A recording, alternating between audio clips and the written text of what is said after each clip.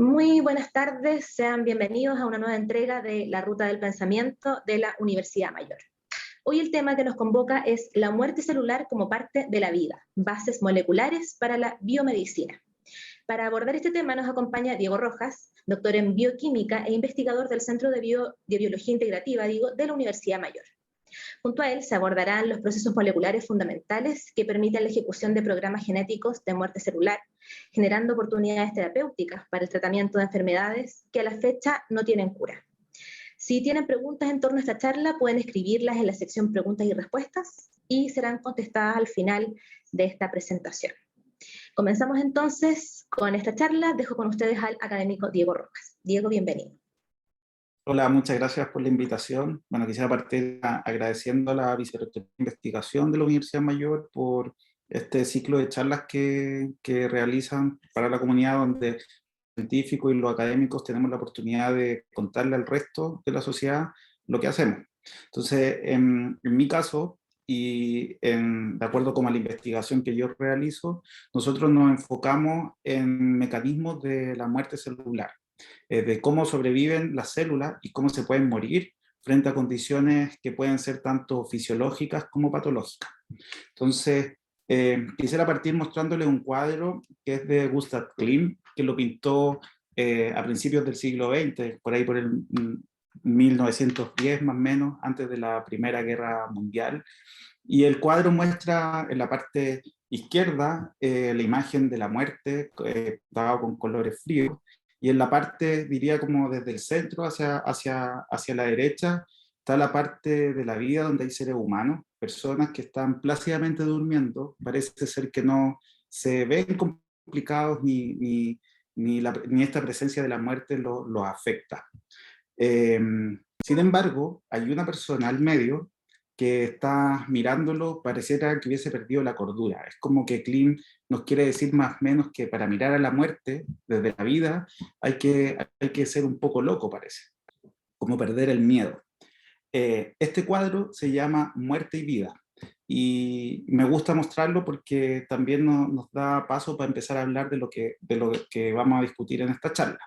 Entonces, esta charla se llama Muerte celular como parte de la vida, y cómo entender estos procesos de la muerte celular y la vida de la célula nos ofrece una oportunidad para desarrollar alternativas terapéuticas para tratar algunas enfermedades.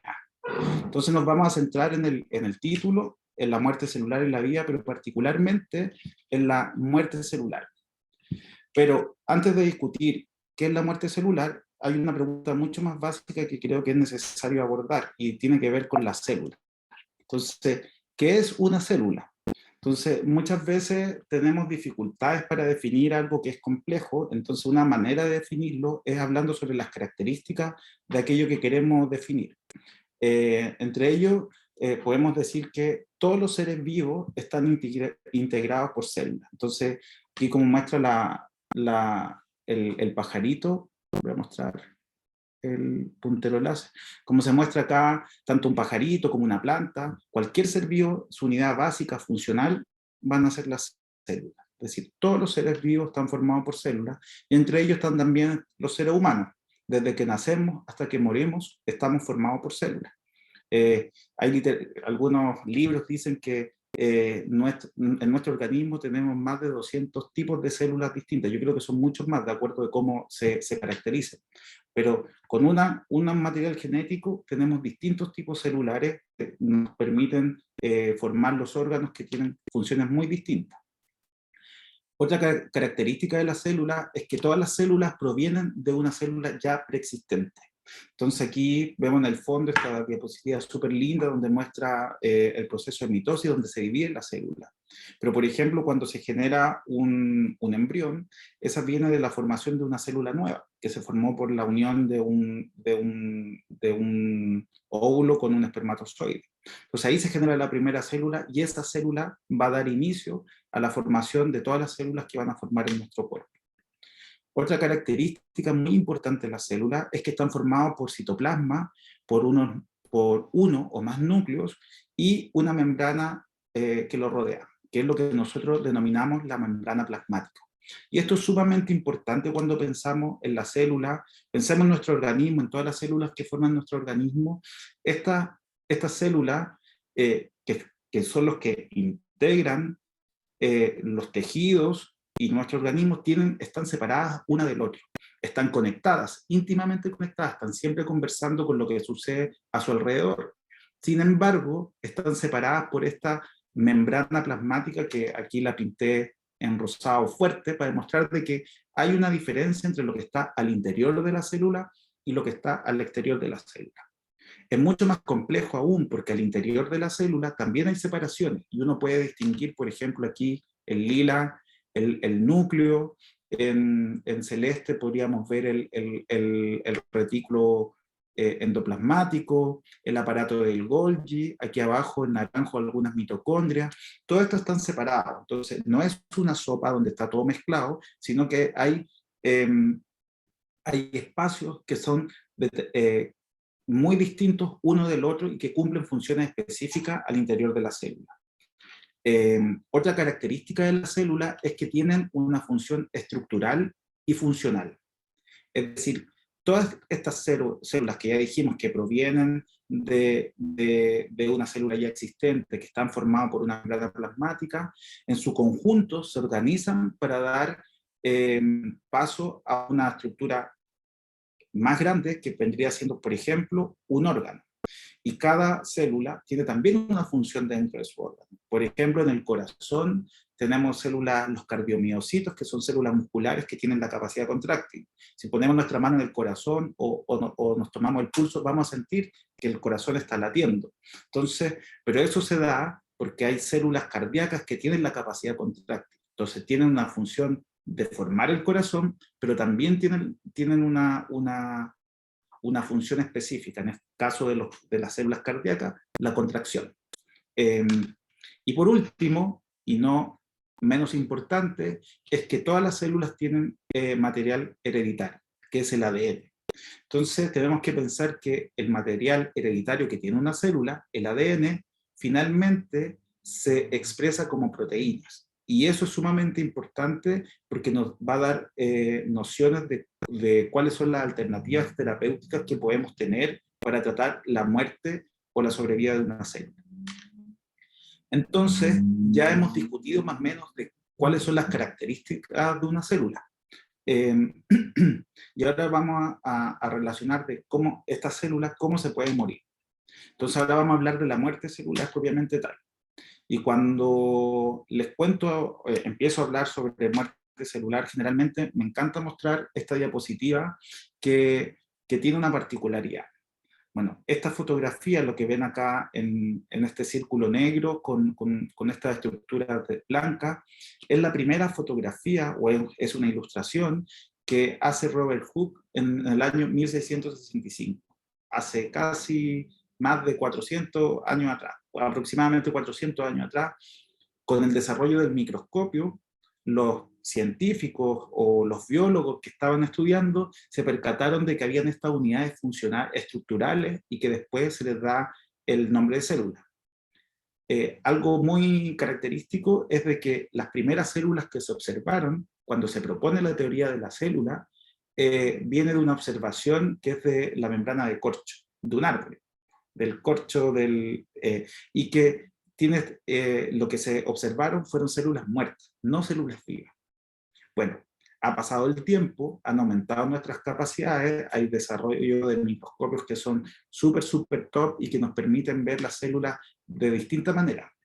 Y ahora les voy a mostrar acá un video que voy a cambiar el puntero.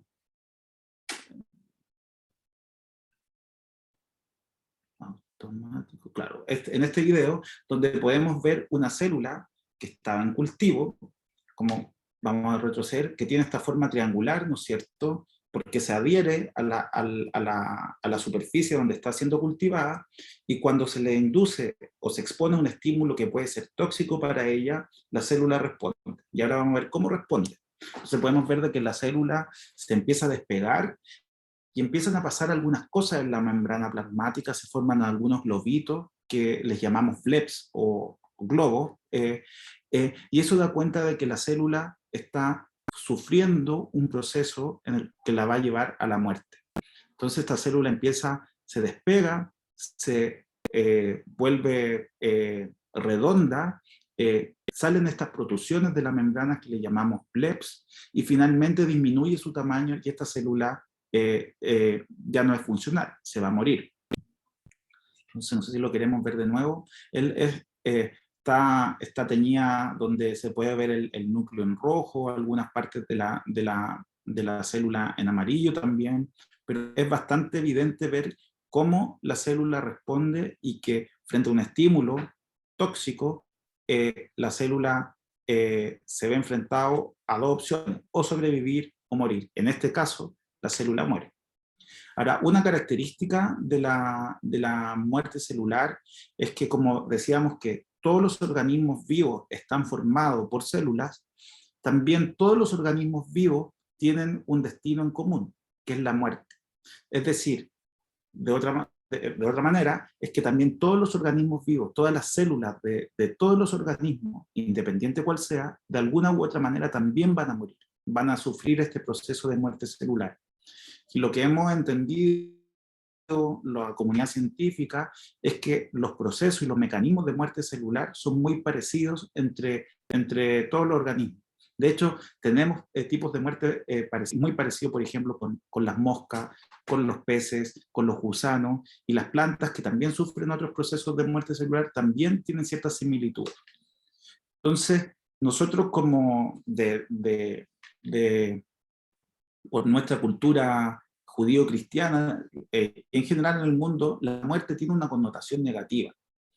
Pero cuando hablamos de biología y describimos este proceso que se denominó muerte celular, la pregunta surge si este proceso puede ser bueno o malo para el organismo. Cuando nos enfrentamos a la muerte de alguien querido, por supuesto, pensamos que es algo malo. Pero a nivel celular, desde la biología, la pregunta, ¿esto será bueno o malo? Y aquí tenemos que irnos a ver qué pasa en el organismo. Entonces, como se muestra acá en esta diapositiva, hay una balanza, ¿cierto? Donde se muestran en equilibrio las células nuevas y las células muertas que se pueden generar en un tejido. Y entonces, en un tejido normal, tiene que haber un equilibrio entre las células que se están muriendo y las células que se están generando. Y este concepto de equilibrio es lo que se denominó como la homeostasis, donde hay un perfecto equilibrio que permite que el organismo sobreviva. Entonces, si vamos a la mantención de tejidos, por ejemplo, podemos ver el hígado. El hígado tiene una particularidad, es que se renueva, todo su contenido celular se renueva aproximadamente cada 3 años. Es decir, hay células que están proliferando, pero el hígado no empieza a crecer hasta el infinito. Esto quiere decir de que así como proliferan células para renovar las células que están en el hígado, hay otras células que se están muriendo.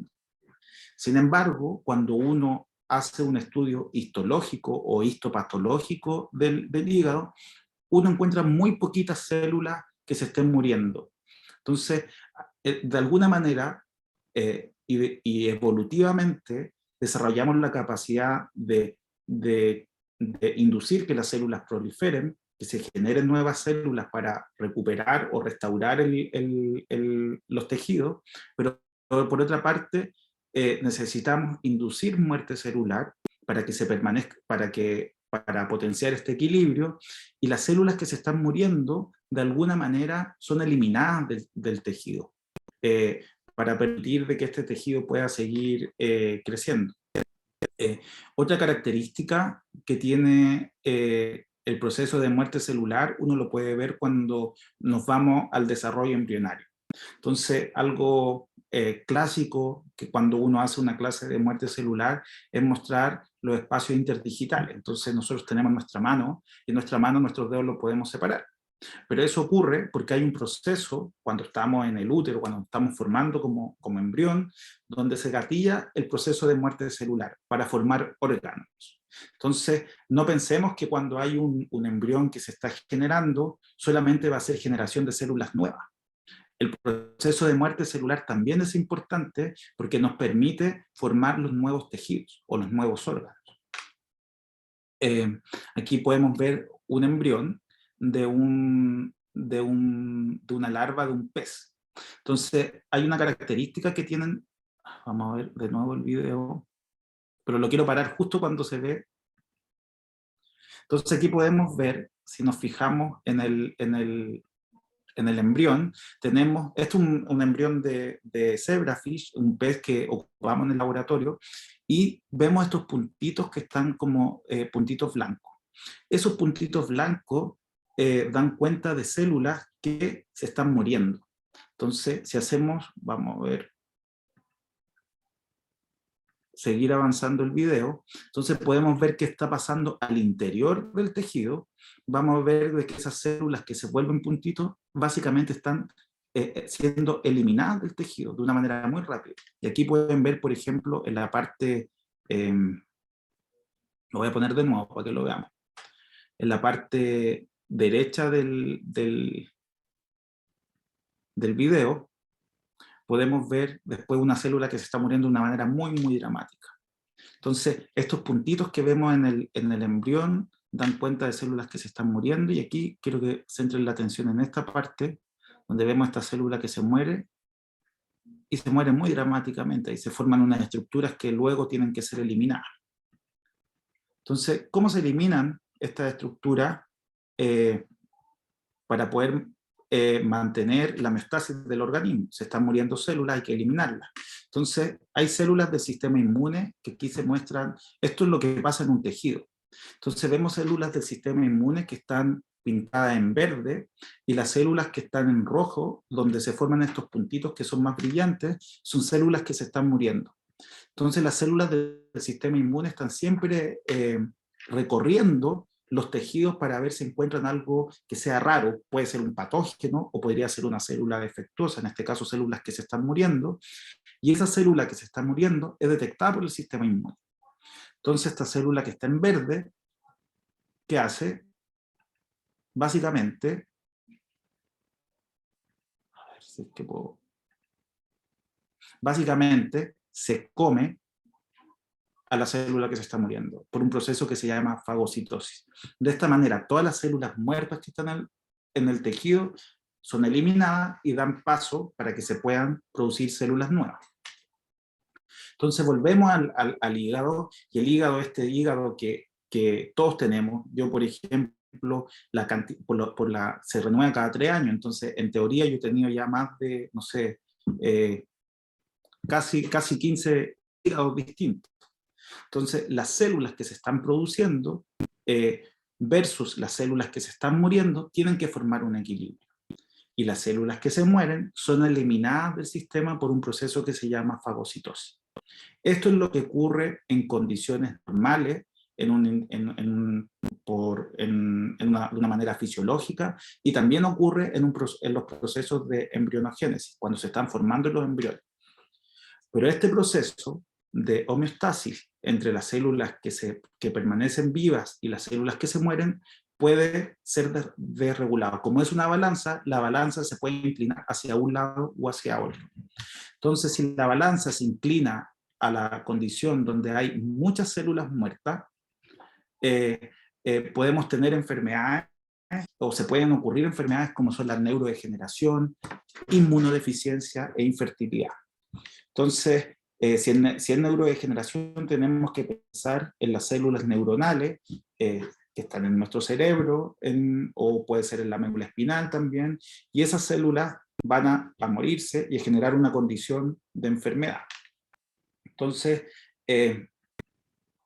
un ejemplo, por ejemplo, en la película Coco, donde Coco y su nieto Miguelito, uno estaba enfermo, ¿no es cierto? Si hiciéramos un zoom y miráramos los cerebros de Miguelito y de Coco, probablemente veríamos esta situación, en donde el cerebro de una persona joven o una persona que no tiene una enfermedad va a tener una masa de cerebro más grande.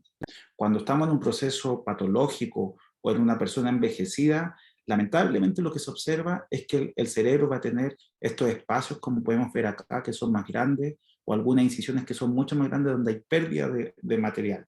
Es decir, hay menos células. Y esas células, lo que pasó con ellas fue que se murieron por distintas condiciones. Pero básicamente lo que pasa es que el equilibrio se rompió y hay muchas más células muertas y eso genera un problema en el organismo o en el tejido. Por otra parte, cuando ocurre la balanza se inclina hacia el otro lado, y en este caso estamos viendo sobre la generación de muchas células nuevas, va a haber poca muerte celular. Y aquí se pueden generar procesos de enfermedad como es el cáncer o la autoinmunidad.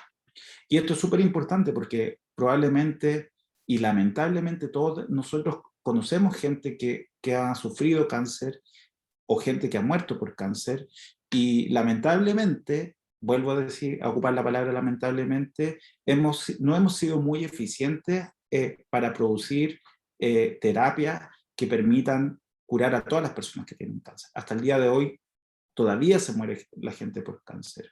Sin embargo, podemos curar el cáncer en ratones o curar el cáncer en el laboratorio. Pero hay un problema de pasar desde la biología básica o la investigación que hacemos en el laboratorio hasta producir un medicamento que llegue a un paciente y un medicamento que sea efectivo y que sea seguro.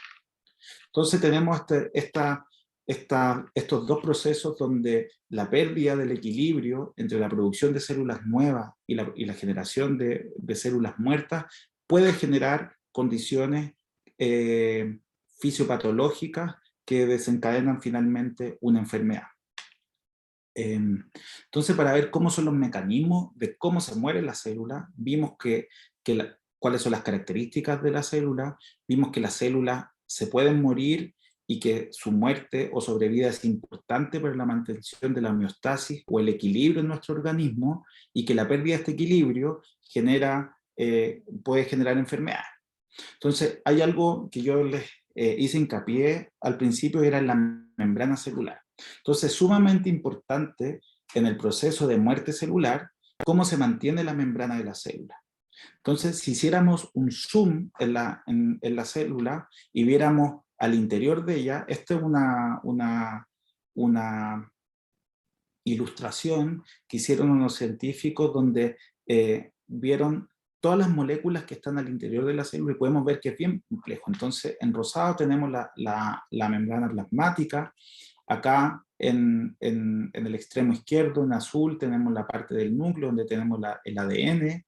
El núcleo está separado del resto de la célula por una doble membrana también, donde hay algunos poros que permiten el paso del material genético desde el núcleo hacia el citoplasma. Está la mitocondria también. Entonces podemos ver de que hay muchas moléculas. Cada uno de estos puntitos de colores son distintas moléculas, y cuando estamos hablando de moléculas estamos hablando de proteínas. Y cuando estamos hablando de proteínas estamos hablando de posibles blancos terapéuticos. Con medicamentos, con moléculas químicas podríamos eventualmente modificar la actividad de las moléculas que están al interior de la célula. Y eso genera una alternativa. Si podemos inhibir o activar una proteína que regule la muerte celular, podemos también regular la muerte celular. Entonces, dentro de los mecanismos de muerte celular, como les decía, es sumamente importante la conservación de la membrana plasmática, y cuando una célula se muere por un mecanismo que se llama apoptosis, las células se ven así. Entonces, vemos esta célula que está aquí al medio, está apoptótica, están estas protusiones que salen desde la membrana y células que están a su alrededor, que son células que están, podríamos decir que lucen normales. No se están muriendo, están felices. Sin embargo, acá hay una célula que se está muriendo. Es sumamente importante que la membrana se conserve, porque si la membrana plasmática conserva su integridad, lo que va a pasar acá es que va a venir una de estas células que anda inspeccionando, va a detectar esta célula apoptótica, se la va a comer y no va a pasar nada en el organismo, porque las células van a seguir proliferando. Entonces es un tipo de muerte celular que no tiene un impacto tan grande en el tejido. Puede tener un impacto porque se mueran muchas células, y eso puede generar una deficiencia en la función del tejido. Pero en sí, la muerte por apoptosis no debiera generar un problema en el tejido propiamente tal. Hay otra alternativa, que es cuando la membrana plasmática se rompe. Entonces, hay otro tipo de muerte celular que se le llama necrosis, y que la membrana plasmática se generan ciertos poros. Y esto lo que ocurre es que básicamente, si uno hace, aquí hay dos fotos de microscopía, a la izquierda una microscopía electrónica y en la derecha una microscopía de barrido, y cuando uno mira la membrana de la célula, básicamente se ven poros. Y esto tiene una implicancia para el tejido, porque todo el material que está al interior de la célula puede salir hacia el exterior. Y eso puede ser una señal para el sistema inmune, y puede potenciar los procesos proinflamatorios, lo que sí genera un problema en el organismo. Entonces tenemos dos tipos de muerte. Hay varios tipos de muerte celular, pero estos son los más importantes, donde ponemos la atención los científicos. Y aquí decimos que hay células que se mueren por apoptosis y células que se pueden morir por necrosis también. Entonces, en el laboratorio, nosotros podemos hacer algunos experimentos. Entonces, acá hay una científica que quiere estudiar genes que podrían regular la muerte celular. Entonces, en el laboratorio podemos cultivar células que pueden ser células, entre comillas, normales, que estamos cultivando en el laboratorio con su ADN normal. Y podemos tener otras células que pueden estar modificadas con cambios en su ADN. Muchas veces nosotros sabemos cuál es el cambio que existe, entonces podemos hacer una mutación puntual o cambiar un gen en particular y exponer la célula a una condición de daño, una condición que va a inducir la muerte de la célula. Y con ello podemos comparar cómo se comportan las células normales versus las células que han sido modificadas, de manera de ver si es que ese gen que mutamos o que cambiamos tiene un impacto en la sobrevida y en la muerte de las células. Entonces por aquí, por ejemplo, podemos ver, hacemos un zoom a esta foto y vemos células que van a tener esta característica nuevamente, con estas protusiones, que lo hemos visto ya en varias fotos en esta presentación, que es una característica de la célula apoptótica. Sin embargo, acá al lado hay una célula que parece estar feliz, no tiene ningún problema. Entonces, esto lo podemos medir, este proceso de muerte celular, mediante distintos mecanismos. Entonces, uno de los experimentos que nosotros hacemos en el laboratorio, lo hacemos incubando las células con sondas fluorescentes. Entonces, aquí les voy a mostrar un video donde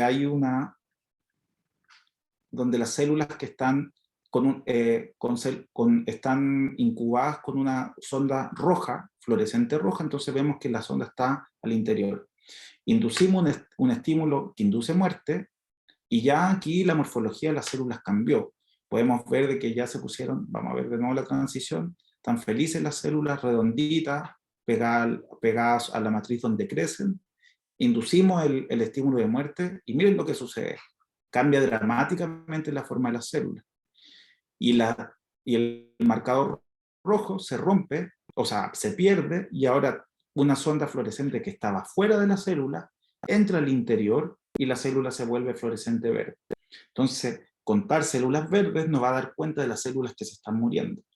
Entonces, estas son cosas que podemos hacer en el laboratorio, y la pregunta es, ¿para qué sirve todo esto? ¿Para qué sirve que nosotros estudiemos genes que regulan la muerte celular, que veamos si es que si hay genes que pueden regular la muerte por apoptosis o la muerte por necrosis, como les mostraba anteriormente? Y eso es sumamente importante. ¿Para qué sirve todo esto? Entonces, lo que les decía anteriormente es que cuando miramos la célula y miramos al interior, que existen todas estas moléculas que están aquí pintadas con distintos colores, son potenciales blancos terapéuticos. Entonces, lo que hace los científicos y lo que hace la industria farmacéutica, buscando posibles terapias para enfermedades, es buscar moléculas que puedan regular la actividad de estas proteínas que están al interior. Esa búsqueda a veces es exitosa, pero es sumamente difícil encontrar moléculas. Entonces, acá, por ejemplo, les muestro algunos números de que cuando uno empieza a hacer la búsqueda de moléculas que sean activas, uno parte con 5.000, 10.000 moléculas, un gran número de moléculas, pero de esas 10.000 moléculas que se estudian inicialmente, una molécula, como podemos ver acá, llega a ser usado por los pacientes. ¿Por qué? Porque el proceso es difícil y requiere una inversión muy grande, requiere también una cuota de suerte, requiere científicos que sean creativos, requiere equipos multidisciplinarios, porque finalmente tenemos que pensar de que de estas 10.000 moléculas vamos a seleccionar una molécula que va a llegar a pacientes, a seres humanos. Entonces, todo este trabajo que involucra descubrir genes, caracterizar los tipos de muerte, ver el efecto que tiene la muerte tanto en el desarrollo embrionario o en algunas enfermedades, es sumamente importante porque va a permitir descubrir nuevas moléculas y que finalmente son para muchos la única esperanza para ese paciente. Entonces, es muy importante que este proceso se haga de manera efectiva y de manera segura. Entonces, volviendo al foco, que es la muerte celular, hace 2014, por ejemplo, se desarrollaron algunos péptidos y algunas moléculas pequeñitas que podían unirse a estas proteínas que están al interior de la célula que regulan la muerte celular. Entonces, esto fue algo muy básico en el laboratorio, mediante modelamientos matemáticos, viendo la estructura de la proteína, se llegó a determinar qué moléculas podían interactuar con la proteína e inhibir la actividad de ella. Y después de harto tiempo, se logró sacar un medicamento al mercado que es para la cura de la leucemia linfocítica crónica. Y si uno piensa en la cantidad de pacientes que sufren leucemia, se habla de 60.000 casos al año a nivel mundial, pero con muerte de un tercio. 20.000 personas están muriendo. Entonces, es sumamente importante poder desarrollar medicamentos que le den esperanza a los pacientes. Ahora, en relación a los tipos de muerte celular, aquí, por ejemplo, hay una línea temporal que hablamos desde 1972, que es donde se descubre la apoptosis, hasta el 2018, prepandemia. Hemos descubierto varios tipos de muerte celular. Cada una de estas muertes celular tiene un nombre distinto y hay moléculas que ejecutan el mecanismo de muerte de manera distinta. Cada una de esas moléculas es un potencial blanco terapéutico que eventualmente en el futuro podría dar paso al desarrollo de medicamentos que pueden presentar nuevamente esperanza para el paciente. Entonces, ya como para ir terminando, no sé cómo estoy en el tiempo, algunas conclusiones y un tipo de resumen es que tenemos que saber que todas las células pueden morir. Independiente si es una célula cancerígena, por ejemplo, las células cancerígenas son más resistentes a la muerte, pero se les puede matar, se pueden morir. Debe haber un equilibrio entre la vida y la muerte, y eso permite que se desarrolle este concepto de la homeostasis. Sabemos que un incremento de la muerte celular, mucha muerte, puede generar procesos patológicos como la neurodegeneración, y por otra parte la disminución de la muerte celular puede generar procesos patológicos como el cáncer. También vimos que hay distintos tipos de muerte celular, nos enfocamos en la apoptosis y en la necrosis, y que en el laboratorio podemos estudiar los genes y drogas que tienen impacto en enfermedades y que están asociados a los mecanismos de muerte y sobrevida celular.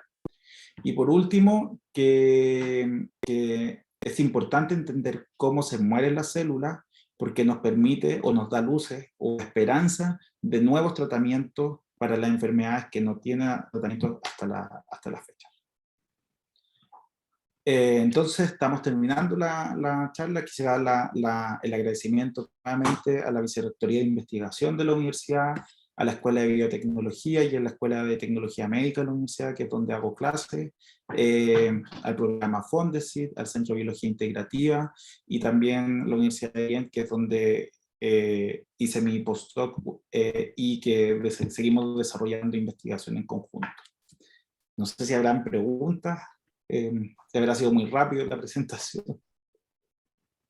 Agradecemos, Diego, tu presentación, muy interesante, y en este momento abrimos la ronda de preguntas para los asistentes. Si tienen algunas dudas o consultas que quieran realizar, Aquí ya han llegado algunas preguntas, así que voy a empezar a leerlas.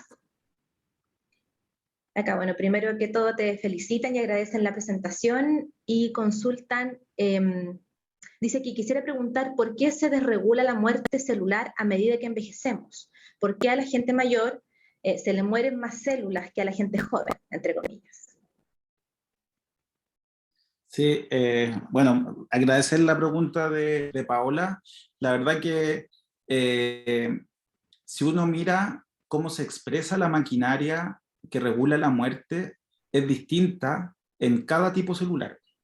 Entonces, hay células que de alguna manera por el nivel de expresión de las proteínas pueden ser más resistentes o más susceptibles a la muerte celular.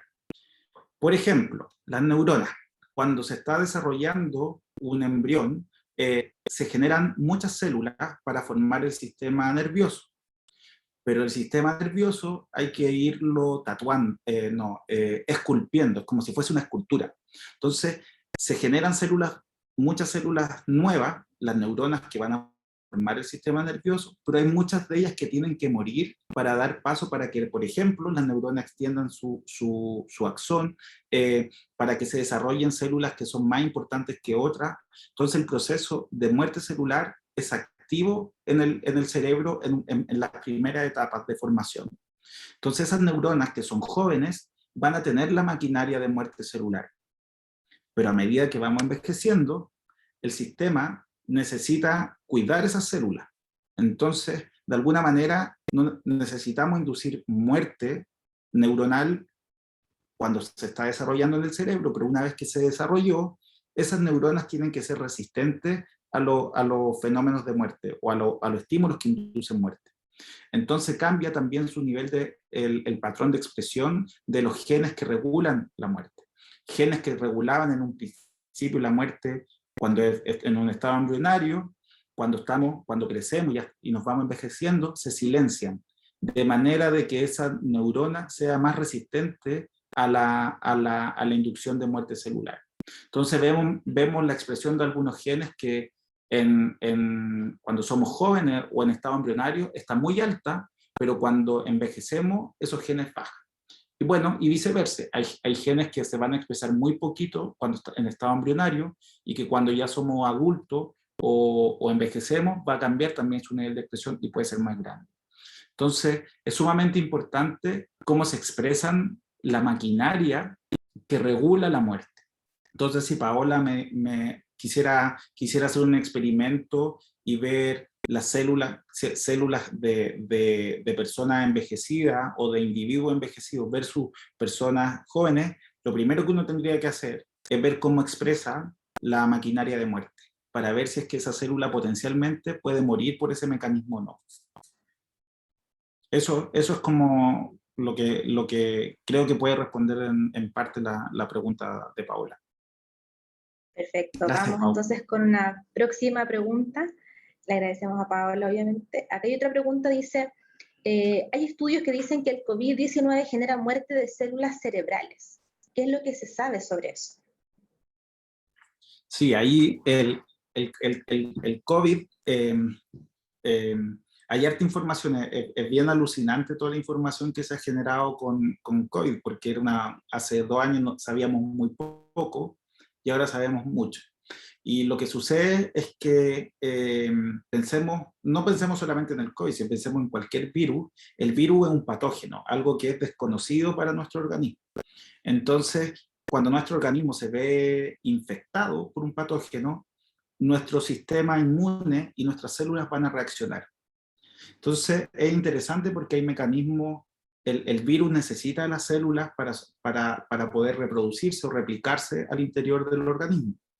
Entonces, muchas veces los virus tienen en su genoma, tienen genes que inhiben la muerte celular. Eso ocurre en algunos virus que permiten que se repliquen para que proliferen, pero también el virus puede generar señales en algunos tipos celulares y que puede inducir muerte. Entonces, lo que se ha observado es que en primera instancia el COVID genera lo principal es como la patología a nivel respiratorio, pero cuando uno ve los estudios que muestran niveles de inflamación y niveles de toxicidad en otros organismos también está a nivel neuronal. Lo que se está estudiando ahora, si es que solamente afecta las neuronas a nivel funcional, o si también puede generar procesos de muerte celular que podrían eventualmente después desencadenar una patología más grave, porque si se mueren las neuronas, la cantidad de neuronas que se reproducen en el adulto es muy bajita. Entonces, por eso tenemos que cuidar las neuronas. Cuando hago esta charla en colegio o con estudiantes, les digo, me preguntan por las drogas, por ejemplo, si las drogas matan las neuronas. Y la respuesta es sí, todas las drogas, de alguna manera u otra, podrían matar nuestras neuronas. El tema no es generar un debate valórico respecto al uso de las drogas, sino que el tema es cómo seamos inteligentes. ¿Quiero consumir algo que eventualmente puede matar mis neuronas que se reproducen tan poquito? Entonces, ahí lo que les digo es que si es que alguien eventualmente consume drogas, tiene que hacerse esa pregunta, porque las neuronas que perdemos, tenemos muy pocas posibilidades de generar neuronas nuevas. Y es lo que se intenta para las personas que tienen, por ejemplo, Parkinson o Alzheimer, enfermedades neurodegenerativas donde se pierden neuronas. Lo que se está tratando de hacer es cómo estimular que se generen neuronas nuevas, cómo hacer trasplante incluso de células que permitan recuperar a las células que están sobreviviendo. Entonces hay que ser sumamente cuidadoso y responsable ahí en el uso de drogas. Y en relación con el COVID, eventualmente sí se puede generar muerte celular y de neuronas y también de células cardíacas por el incremento de las señales que genera el virus. Que sí. Perfecto. Vamos con otra pregunta. Entonces, aquí nos dicen, ¿se puede retrasar la muerte celular? Sí, sí. El tema, por ejemplo, el problema con las enfermedades que tenemos es que muchas veces los procesos que generan muerte de la célula en el organismo, por ejemplo en el hígado o en el corazón, el diagnóstico ocurre una vez que ya murió una gran cantidad de células. Entonces, por ejemplo, en el riñón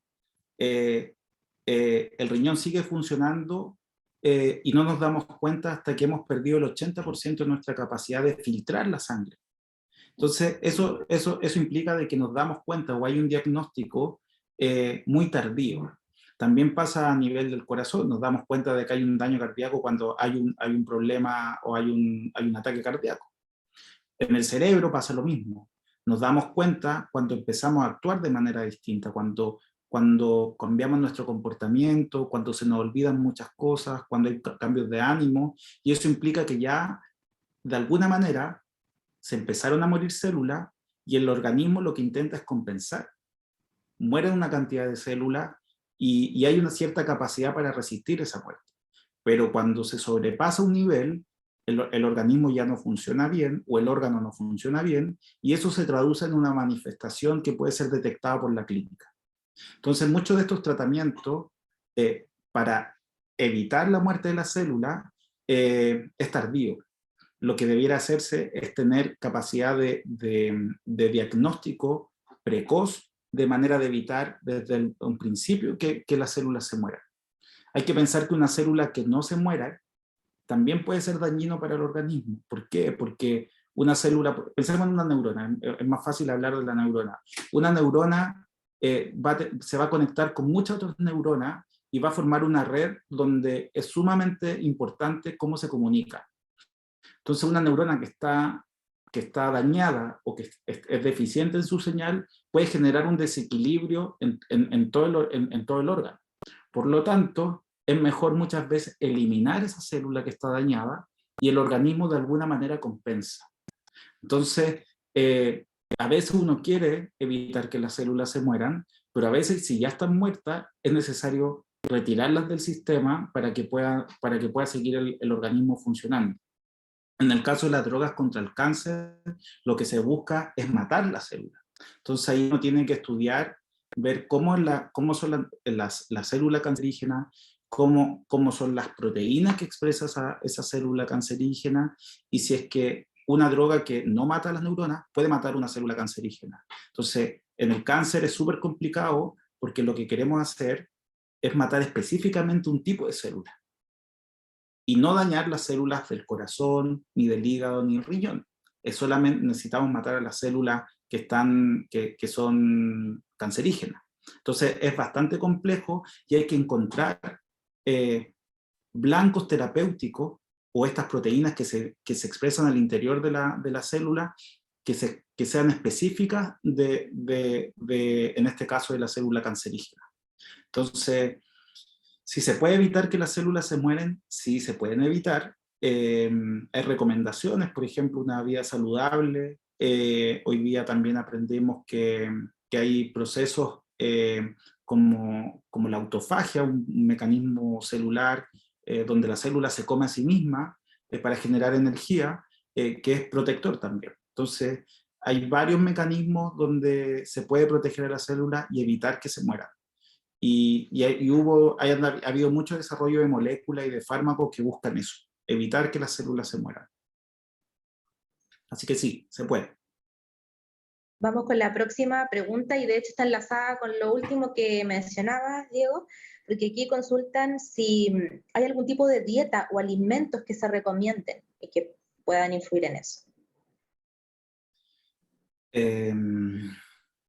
Claro, es como la pregunta va a la búsqueda casi como de la eterna juventud, a veces preguntan, o cómo extender la vida. Yo creo que hoy en día sabemos harto de actividades que pueden ser beneficiosas para la salud. Entonces, entre ellos está el no consumo de alcohol o excesivo, sino que un consumo regulado, evitar el tabaco, el ejercicio periódico, disminuir la ingesta de carnes, el mindfulness o esta capacidad como de disminuir la carga y de reflexionar, de hacer meditación, también se sabe que tienen efectos positivos para el organismo.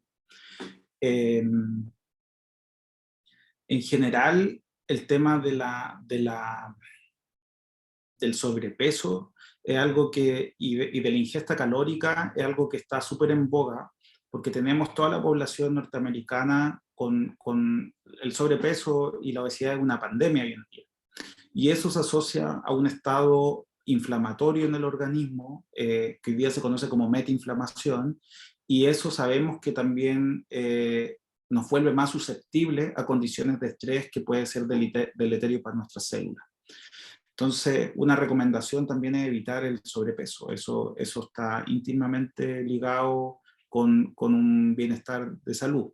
Ahora, estar bajo peso tampoco implica estar bien nutrido. Entonces, es bastante complejo. Yo no quisiera decir como que tenemos que ser todos delgados, porque eso tampoco creo que sea lo correcto. Yo creo que sabemos bien como cuáles son las recomendaciones. Si uno se va a la OMS, a la Organización Mundial de la Salud, hay recomendaciones de vida para los profesionales de salud. También pueden hacer intervenciones no terapéuticas que permiten llevar un estilo de vida más saludable.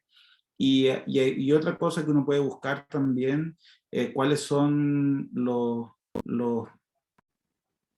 compuestos o alimentos que se pueden asociar, por ejemplo, a la generación de cáncer.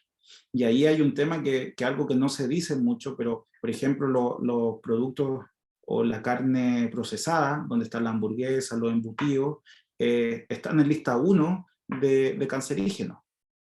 Entonces, si alguien me pregunta recomendaciones, coma poca carne de partida. Carne procesada sobre todo, pero la recomendación siempre es como carne una vez a la semana.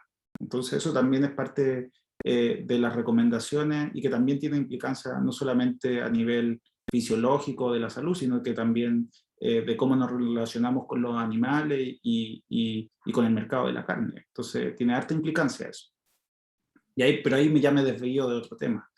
pero sí, yo creo que si uno sabe cuáles son las recomendaciones en general como para tener una vida saludable. Perfecto. Vamos ahora con la última pregunta. Dice, en el último tiempo han salido noticias de avances para enfrentar el Alzheimer. ¿Estamos cerca de combatir y curar esta enfermedad? Está difícil, porque en el Alzheimer hay componentes genéticos y también hay componentes ambientales, y el Alzheimer se genera porque hay un tipo particular de neuronas en nuestro cerebro que son más susceptibles a experimentar muerte celular. Entonces, básicamente, lo que uno observa en las personas que tienen Alzheimer es que disminuyó el número de neuronas, particularmente de una zona, entonces, que se relaciona con memoria y con el aprendizaje. Entonces, ha sido una búsqueda dramática de moléculas que podrían ser potencialmente válidas o que se pudieran usar terapéuticamente para el Alzheimer. Entonces, lo que les mostraba aquí en esta diapositiva, que es sumamente difícil, que de 10.000 moléculas, por ejemplo, hubo un laboratorio hace poco, una farmacéutica internacional, hace unos 2 años atrás, que anunció que iba a cerrar su línea de investigación de Alzheimer, porque después de tanto intento, imagínense, de 10.000 moléculas, una molécula llega, no encontraron moléculas que fuesen útiles para el tratamiento. Entonces, ahora hay nuevas alternativas, hay un nuevo boom de la terapia génica, aprendimos cómo editar el genoma de manera segura con una técnica que se llama CRISPR-Cas, donde se pueden corregir mutaciones puntuales, y es factible que esa tecnología nueva se use para el tratamiento de enfermedades neurodegenerativas, pero generalmente asociado como a mutaciones puntuales. Es sumamente problemático porque no hemos sido muy eficientes como comunidad, y la industria farmacéutica tampoco ha podido generar moléculas que sean seguras. La esperanza no se pierde, y no sé, por ejemplo, en el caso de la esclerosis lateral amiotrófica, desde los años 90 no se aprobaba una molécula, y hace un par de años atrás se aprobó una molécula nueva, habían pasado casi 20 años, se aprueba una molécula nueva que se usa, está disponible acá en Chile para los pacientes, pero tampoco es que cure la enfermedad. Retrasa la manifestación un par de meses, pero es dramático. O sea, hay enfermedades que realmente necesita de científicos que sean buenos y que tengan financiamiento para poder producir moléculas que sean seguras y que puedan ser usadas en pacientes. Estamos cerca, yo creo que la comunidad ha dado harto avance, pero todavía faltan. Hay muchas moléculas que están siendo estudiadas en estudios preclínicos, en estudios clínicos ya, donde se está estudiando como la seguridad, pero todavía falta. Perfecto, llegamos así entonces al final de este webinar. Agradecemos la presentación del académico Diego Rojas y por responder también a las dudas de los asistentes. Por mi parte, les recuerdo que esta charla queda registrada en la cuenta de YouTube de la Universidad Mayor, que es la UMayor, y también en el repositorio del sitio webinars.umayor.cl. Nos despedimos entonces y que tengan una buena tarde. Muchas gracias, chao, que estén bien.